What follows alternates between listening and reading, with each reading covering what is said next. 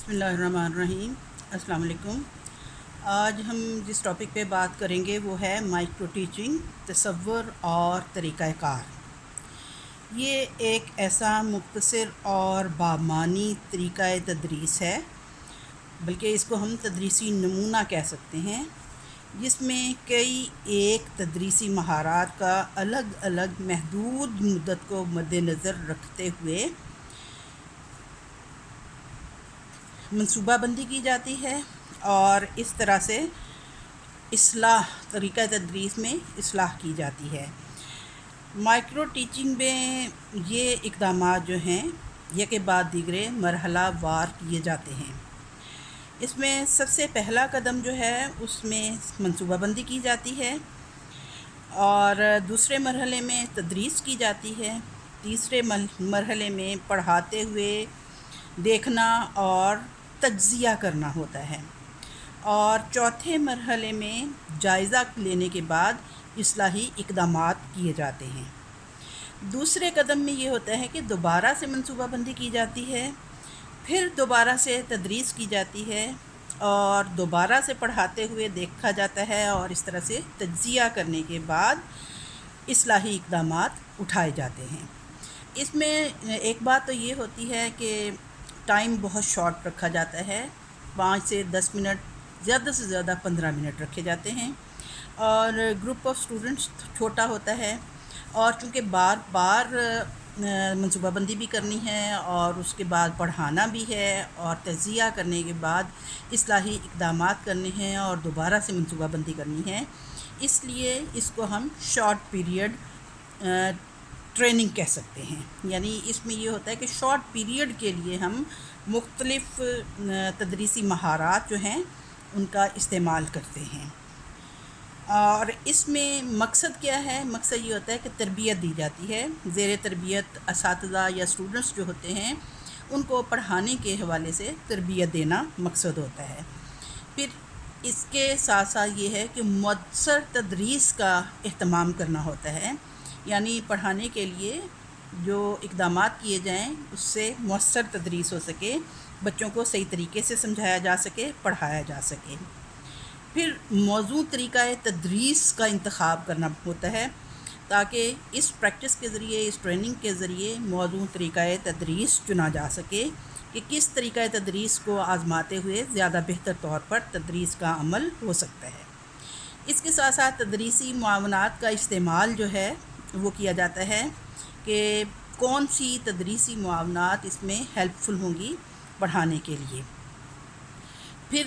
زیادہ سے زیادہ معلومات کی منتقلی ہوتی ہے، یعنی گروپ چھوٹا ہوتا ہے، اور اس طرح سے معلومات زیادہ بہتر طور پر اور زیادہ فراہم کی جا سکتی ہیں، اور کامیاب اور مؤثر اور مفید طریقہ تدریس کے لیے مؤثر طریقوں پر غور کیا جاتا ہے کہ کون سا طریقہ تدریس اختیار کیا جائے جس کی بنیاد پر زیادہ بہتر تدریس ہو سکتی ہے۔ پھر یہ ہوتا ہے کہ مائکرو ٹیچنگ جو ہے اس سے اسٹوڈنٹ ٹیچر جو ہوتے ہیں ان کی عملی واقفیت کرائی جاتی ہے۔ اس میں کچھ ایسی تدریسی مہارات ہوتی ہیں جن کو ہم کہتے ہیں کہ ہیں تو یہ زیادہ، لیکن اس میں سے چند ایک مخصوص تدریسی مہارات ہیں جن کی بار بار ٹریننگ کی جاتی ہے، اور ہم کہہ سکتے ہیں یہ ایسی مہارات کے مجموعے کا نام ہے۔ یعنی اگر ہم ڈیفینیشن کریں ہیں مائکرو ٹیچنگ کی، تو یہ ایسی مہارات کے مجموعہ کا نام ہے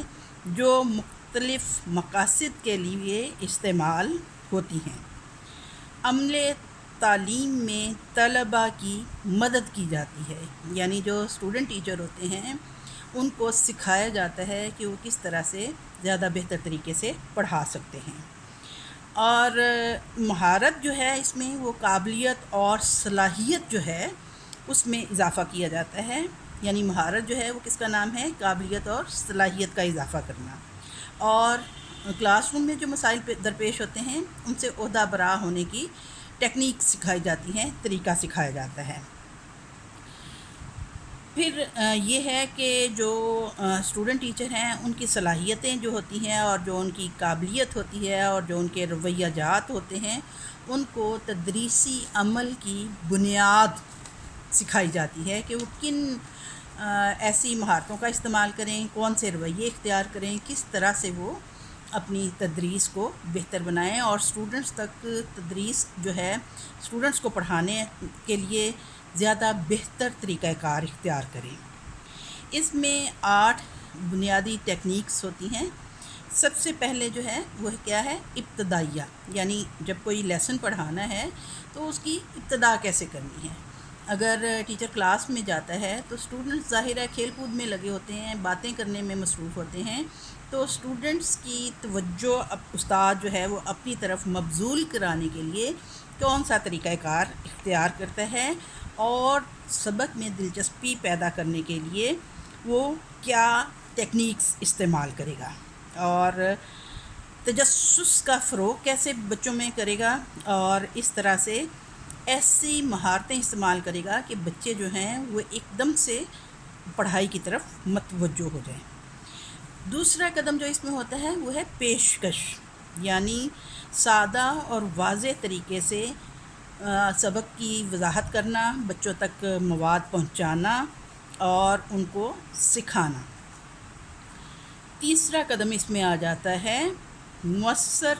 سوالات، یعنی ایسے سوالات کیے جائیں جس سے بچے جو ہیں ان کی دلچسپی بدستور سبق میں مبذول رہے، اور بعض کا یہ ہوتا ہے کہ یہ سوالات اس قسم کے ہوتے ہیں کہ بچوں کو ٹاپک کی طرف متوجہ کرنا ہوتا ہے، بعض کا یہ ہوتا ہے کہ بچوں نے جو کچھ پڑھ لیا ہے آیا اس میں انہوں نے کچھ سیکھا ہے یا نہیں۔ تو اس حوالے سے ایسے سوالات کیے جائیں کہ بہترین الفاظ اور آسان زبان میں طالب علم جو ہے اپنی ذہنی استعداد کا مظاہرہ کر سکیں اور اپنی صلاحیتوں کو جانچ کر وہ جواب دینے کے قابل ہو سکیں۔ اس میں جو چوتھی ٹیکنیک ہے وہ دشواری جانچنا، یعنی کلاس روم میں اسٹوڈنٹس کو جو دشواری پیش آ رہی ہے سبق سمجھنے میں یا سننے میں یا کسی قسم کی بھی کلاس میں دشواری پیش آ رہی ہے اس کو جانچنا، یہ بھی ایک مہارت ہے جس میں استاد کو کما حق آگاہ ہونا چاہیے اور اس میں مہارت ہونی چاہیے تاکہ طلبہ کی دشواری سے آگاہ ہو کر اس دشواری کو دور کیا جا سکے اور بچوں کو سبق میں دلچسپی لینے کے لیے تیار کیا جائے۔ پھر یہ ہے طلبہ کی حوصلہ افزائی، اگلی ٹیکنیک جو ہے وہ ہے طلبہ کی حوصلہ افزائی۔ تدریسی سوالات کرنے کے بعد جب طلبہ جواب دیتے ہیں یا جواب دینے کے لیے تیار نہیں ہوتے تو ان کی حوصلہ افزائی کی جاتی ہے، کسی بھی حوالے سے کبھی سر ہلا کر، کبھی تھم ریز کر کے، یعنی مختلف طریقوں سے سوالات کیے جاتے ہیں۔ بعض اوقات بچوں کو سوال پوچھنے کی کلاس میں جب اجازت نہیں دی جاتی تو بچے جو ہیں وہ سمجھ نہیں پاتے مواد کے بارے میں، لہٰذا بچوں کو سوال کرنے کی بھی اجازت ہونی چاہیے، ان کی حوصلہ افزائی ہونی چاہیے کہ وہ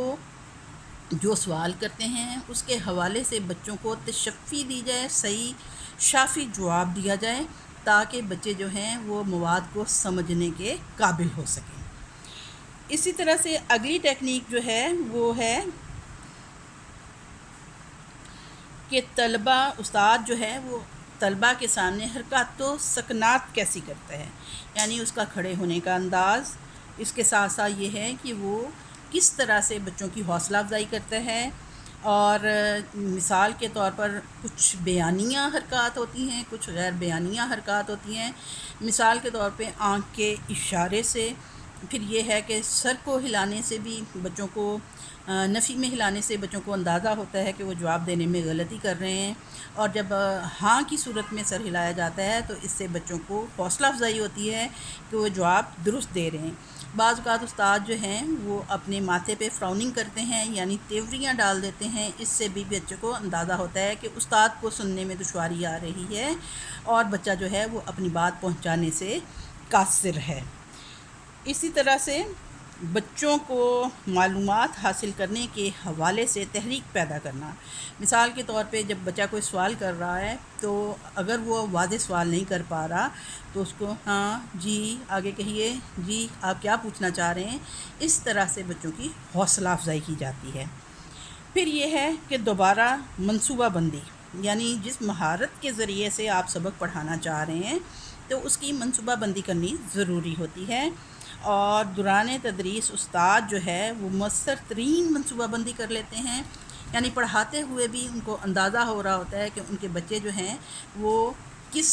طریقہ تدریس کے استعمال سے زیادہ بہتر طور پہ سمجھ سکیں گے۔ اس حوالے سے میں اپنے استاد ڈاکٹر ابراہیم خالد صاحب کی بیان کردہ ایک ڈیفینیشن بتاؤں گی، اس کو دیکھ لیجئے کہ micro teaching is a teacher training technique through which teachers are trained in various teaching skills for better communication in classroom or in a class. It has emphasis on individual training of the teacher in each skill for a short time period and short class. It is not content oriented but it is skill oriented technique. اب ہم جب اس کے حوالے سے بات کرتے ہیں تو یہ ہے کہ یہ ایک آپ یہ نہیں کہہ سکتے کہ ہم ایک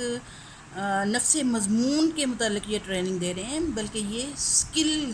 بڑھانے کی ٹریننگ ہے، اور امید ہے اس مائکرو ٹیچنگ کا استعمال کرتے ہوئے نئے آنے والے ٹیچرز جو ہیں، نئے اسٹوڈنٹ ٹیچر جو ہیں، وہ اپنے طریقے تدریس کو زیادہ بہتر بنا سکیں گے۔ اوکے، تھینک یو، اللہ حافظ۔